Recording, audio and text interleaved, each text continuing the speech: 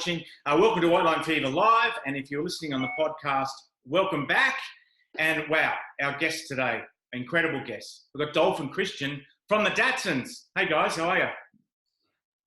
Good. How are you?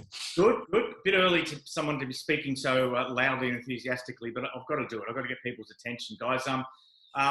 Look, I guess the band kind of,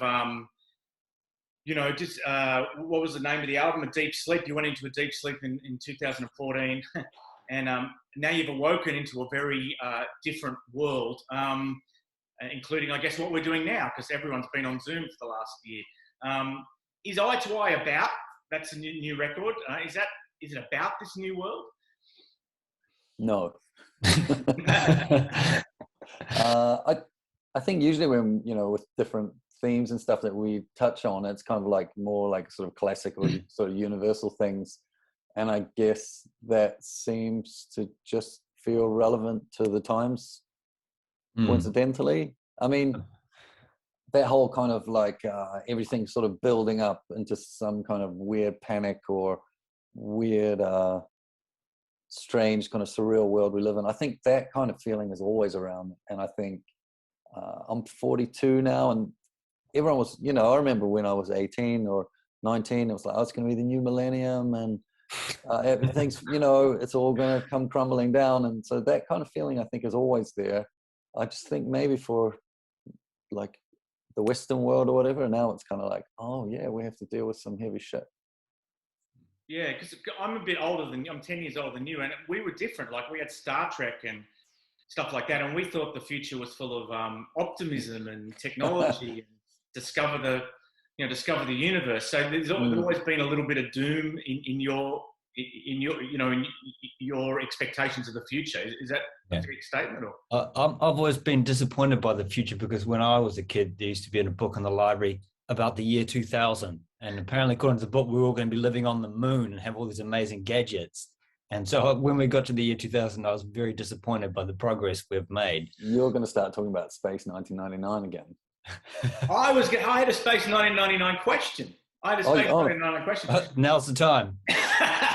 Because like, you're using that Space 1999 font on your on your website, and then the video has kind of got this 70s vibe, and then the cover art is very retro as well. Is that driven by someone in the band? Is there someone in the band who's sort of the artistic controller of all that?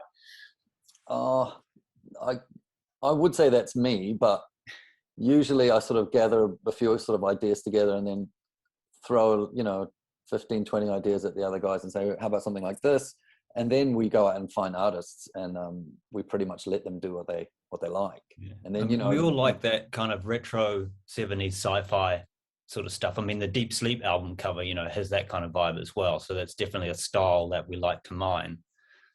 I mean, the Deep Sleep cover art is directly from a comic book from 1970, I think. Yeah, French one. Yeah, right. Someone who's unlikely to sue, hope. No, it's all legit. We talk to the artist. It's credit where credit is due. Yeah. Now, I just, how do you find? I know it's kind of like one of the boring interviewer questions is, how's the reaction to your new record been? But really, like, there's been quite a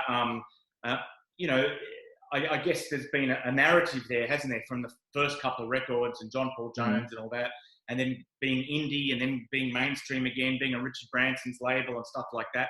So I just wonder, how can you organically measure, the response you're getting and the type of people who are involved, interested, and the airplay and all that sort of stuff? Is it possible to get a vibe for that? I think we've always been really bad at looking at those kind of metrics. Especially if you look at the way record sales have been since 2004, particularly onwards, they just go kind of down, and obviously downloads and streaming is going up. So it's quite hard to sort of look at those metrics, and we're never really kind of good at that. Usually our metric is the shows, people coming out to see us play, what kind of reaction we get. They seem to be into, that's interesting. They like this song from the new record, or this song went particularly well. Sometimes it's not the tracks that you expect, or it's not the singles or something. But now we can't play. We haven't played together in a couple of years, and it is very strange, I think. I also think that nobody really knows those metrics anymore. The whole system and the world around music and distribution and consumption is so weird that you could ask the same question of somebody far further up the chain, as it were, and more savvy, and they still wouldn't be able to give you a definitive answer to that kind of question.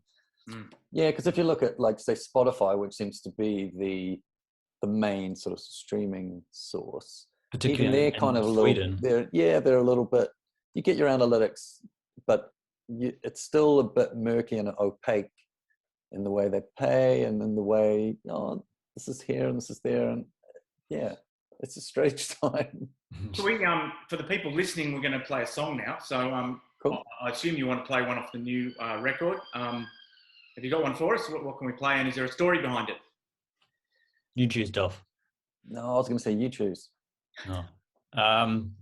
Oh my gosh, what is on the record? Let's play. Well, why don't we play one of the ones that's got a video to it, so people can check that out. We should start with the first single off the record, which was "Brain to Brain." And that's about social media and voyeurism. Is that correct? Yeah, I guess social media is part of it, but it's more kind of, I guess, in a more general sense, it's kind of like looking at the relationships and interactions around you and just kind of enjoying the drama too much and it not being particularly healthy. Welcome back to White Line Fever. My name's Steve Mascord. Second part of our interview with Christian and Dolf from the mighty Datsuns from New Zealand, but none of us are in New Zealand right now. I'm in London, so is Christian, and Dolf's in Sweden. And there is being an expat is an interesting experience. And you know, in normal times, expats tend to have very harsh views of their country of origin from afar. And people say you go native very quickly when you're an expat, but particularly in the last sort of 12 months, where Sweden's approach to COVID is the exact opposite of New Zealand's. Like couldn't yeah, it couldn't be more different. So in a band situation, does that create any, do you find you have a band meeting like we're talking now, and is the first 10 minutes taken up with, what are you guys doing up there? What are you guys doing down there? You know, does it become a kind of an issue? It's definitely an issue for us because it causes the main thing that the band is, like I was saying before about playing shows, to not exist. So the main kind of driving force of, we write the songs, but we want to be together. Like the entity that is the Datsuns is 4 people in a room playing. So we can't do that. So it's very frustrating. So it's been more kind of, we used to talk almost daily, Christian and I, about this sort of COVID situation. And now, it's 18 months later. And when we do talk now, it's more about songwriting and that kind of thing. We both kind of have our routines and mask wearing and social distancing that's been going on for a while. But I'm more interested in writing some songs right now. It's easy to kind of go down the spiral and get sort of hung up on the doom of it all. Right, Christian? Yeah, it really is. I've been down that vortex for a little bit. I think it's quite weird also because our experience of the whole situation, coronavirus, has been much different from New Zealand people's experience of it. So there's kind of a disconnect in that sense as well when communicating with other people. They've had really different experiences of the last 18 months. Yeah, Christian pretty much hasn't left his apartment. I've been out with, I've got small children, so we're kind of out quite a lot, and I live by parks and things like that. So relatively to other parts of the world, it's been pretty good here. Yeah, you need some posters for the wall there. Should have an appeal.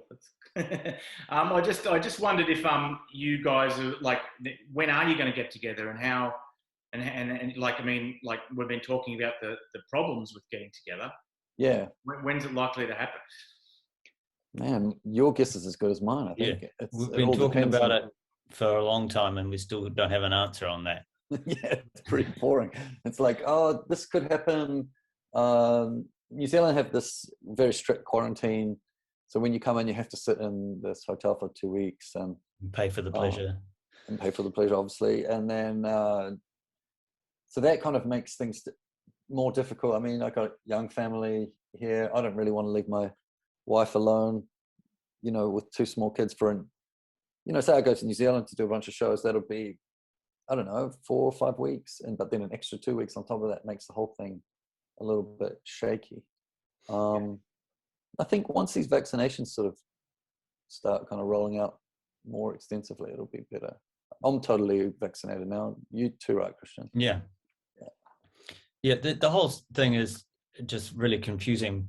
Nobody knows what, for us, because we're all so spread out. We don't know what's going on. We get asked that all the time, and we can't give anybody an answer to that at all. Apart from we'd like to play. Yeah, I mean, the only positive thing I can say is we've been writing lots of songs, and getting back to what you said before, you know, it's eye to eye kind of about the situation we've been in.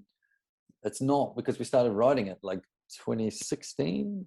Yeah. So a lot of the themes were kind of around before all this stuff. So it'll be interesting once this next record is done, the new one we're working on now, what kind of themes are in there too, since we've been writing it amongst all this kind of chaos. Before we have another song, what do you think? Will you be a different sort of spectacle live when you finally get back together? Do you think you'll look the same and jump around as much? I mean, Kerrang said you were the greatest live act in the world at one point. Like, does that just happen? All of it, does it have its own life, or does it need to be? I mean, that was like 20 years ago. So it would be logical to assume we maybe not have quite as much energy, but I don't know. The songs kind of, they cry out to be performed in a certain kind of way, and the kind of shoegaze thing on stage, I don't think it's going to work for our kind of music. Yeah, I think maybe we might have to warm up a little bit before shows these days. A few stretches, you know, that we didn't have to do 20 years ago. Phil was a very fit man. Maybe he can get us into like a regimen before this. You've spoken to us about new material that you've been working on.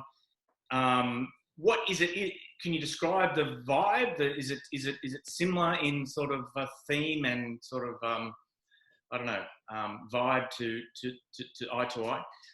I think the thing with Eye to Eye is it's kind of all over the place. You know, there's some real sort of straight up kind of heavy kind of rock songs, and maybe some others more like psychedelic pop stuff, or, you know, different kind of things. And I think that's kind of been a thing with that since the last 3 or 4 records, and that will probably continue into the next one. Like, we like to try sort of different stuff out. It hasn't been that often that we've kind of sat down and said, oh, let's have a manifesto for this next record. You know, it should fit within this kind of thing. Maybe we'll do that again. But the songs that are sort of creeping out now, it's kind of an extension from Eye to Eye, yeah, I'd say. It's really hard to quantify what something's going to be when you're in the middle of it as well. Yep, that's true. And how is this the sort of thing that you'd want to make up for what you couldn't do on the previous record? So you want to be in a room, you want to be at close quarters, or you're happy to do it the same way? It kind of depends on the COVID thing, because we kind of had to finish off the record, we had to kind of make friends with the idea of distance and say, okay, well, we are just going to have to finish some stuff here, and you guys do some stuff there, and you know, we can overdub stuff separately and blah blah blah. I would like to really not do that again, but if we can get a bunch of us in a room and just sort of blast it out, the whole thing will be done, you know.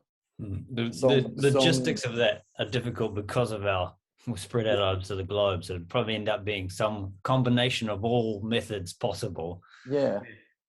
Are you? I'm really interested in the division of labor within a band like yours, being mainly an indie band, you know, who've been on major labels from time to time. Like, is it, you know, how hands-on is it, and how often do you know, how many people are around you helping you achieve a tour or a record or publicity? It's well, we can't really take any credit for anything besides just making music. I mean, we're at the heart of it all, and then we have a manager, and Tom, who's been managing us since the beginning, he takes care of a lot of stuff. He's really like making things happen a lot of the time, because you know, especially when you have like two of us have small families and there's sort of other things going on, you know, with the kids or whatever. And he's just like, hey, you guys should do this, or how about doing this? And making, you know, keeping the ball rolling. He's a very patient man. I think, we're pretty hands-on when it comes to the decision-making, probably much to Tom's chagrin, you know, because like sometimes trying to get stuff done with us can be difficult because we all have an opinion about what we should and shouldn't be doing. Yeah, I mean, it ends up being like politics. It's just easier to say no a lot of the time. And Dolf, you're in the Imperial State Electric, which is a very popular band. And I listen to American podcasts where they love that band, and okay, great. Pockets of support all around the world. And then I was reading before we came on about you doing Ozfest and about how the people who liked you most on that tour were the other bands, and that it wasn't you didn't feel it was your demographic. But does your demographic, as it were, alter depending on where in the world you are? Like, are there places in the world where you're big among the heavy metal fans, and there are other places where you're 100% a garage rock band or an NME, you know? Yeah, right. That's an interesting question, because it does kind of, maybe these days it's hard to say, but yeah, you could see it kind of like fluctuate between different kind of groups of people. Nowadays, I think it tends to be more people our age, right, Christian? What do you think? I think we used to fall through the cracks a lot in the old days. We were never heavy enough for the heavy metalers, but we were too heavy for the, you know, people who more like pop or rock stuff. We were always somehow just finding the gap and falling through that. And the garage thing's quite an interesting kind of place to be too, because it's kind of like, snobbery's not the right word, but it's kind of like, I don't know. There's rules. Yeah, there's rules, but people have got their tastes, you know, as it kind of should be. It's kind of like record collector nerds, you know. Yeah. Do you feel? I'll let you go in a minute, guys. I think we've probably run a bit over time, but did you always feel at the time when, you know, some guys flying from New York on the Concorde to watch you, did you always feel at the time that it was just, you know, like it was a transient thing and you shouldn't let it go to your head, you shouldn't get too excited? Or do you feel as people that you did get caught up in the hype at times and you know, it might have had an impact on your decision making or had some? Well, I don't think we ever believed any of that stuff, and I think we were quite cynical. Like, we grew up like seeing the whole kind of grunge thing happen, and then do you remember that movie? I think it was just called Grunge, and it was quite cynical about the whole explosion. We were kind of like, well, this is kind of like that, you know. One band is big, or there's a few bands that are big and very talented, and then you could just see the way the record companies kind of swarm on these things. So we were pretty cynical about the whole thing. But at the same time, there's so much craziness going on. You can't say that we weren't blind to a lot of things. I mean, we're pretty young. I think I was 22, 23 when all that stuff was happening. It's just like, we grew up in like a cow town of like 11,000 people, you know. So I let myself off the hook for quite a few things, to be honest, because it's just like, what the hell is this? Yeah. I mean, we were aware we were being schmoozed, you know what's going on, but and more so than perhaps some other people, but when you're in the eye of the hurricane, sometimes you get sucked up into stuff, you know, even if you're aware. I think the business kind of stuff we were pretty kind of savvy about because we were very cautious and very aware. But I think the whole sort of media thing, I mean, I didn't really read magazines or The Enemy or Kerrang or any of that British stuff or anything, to be honest. It was just like, oh, this is a band. Oh, I like Guitar Wolf, or it's the Helicopters, or, you know, friends bands. Oh, check this band out, or check this band out. That's kind of the way we found out about music, or, you know, like word of mouth, fanzine or something. So, you know, to become kind of cognizant of, oh, you're in the middle of this game and you don't really have the option to not play because you're already in the middle of it. It's like, oh, this is weird. We didn't even realize it was a game to play. Yeah, I think that was the stuff that took us more unaware. We were really bad at that game too. Yeah. I mean, you know, if we were a band from the UK, we probably wouldn't have existed anyway, because there's a certain naivety to the way we started. And I mean, came about whereas over there it was very much kind of like chase the next kind of thing, and you know, read your weekly magazine and try to sort of keep up with that trend. Yeah, I mean, in Australia, you know, that we talk about the tall poppy syndrome a lot, and you know, AC/DC had to come over here and go to America before they were really accepted in Australia. Did you encounter anything similar in New Zealand? Exactly. Well, it's exactly the same thing. And do you feel you're now? You're a national treasure now. Do you feel or not? No, we're definitely not. But I don't know. Curios, antiques and curios. No, it's not that bad, Christian. But no, I think it's one of those things. I think that still exists in New Zealand, but I haven't lived there for almost 20 years, so I'd like to think it's evolved kind of a lot more, especially with the way the internet is now. And I think a lot more New Zealand artists are doing quite well on an international sense than they probably were when we emerged, you know. Yeah. Well, guys, I have kept you over time. I think I had 15 minutes, so I appreciate you coming on. And I know the format is a little bit, you know, it's a bit edgy. But welcome to my lounge. we learned to Zoom. We live on Zoom now, so thanks very much for doing it. I really appreciate it. Steve.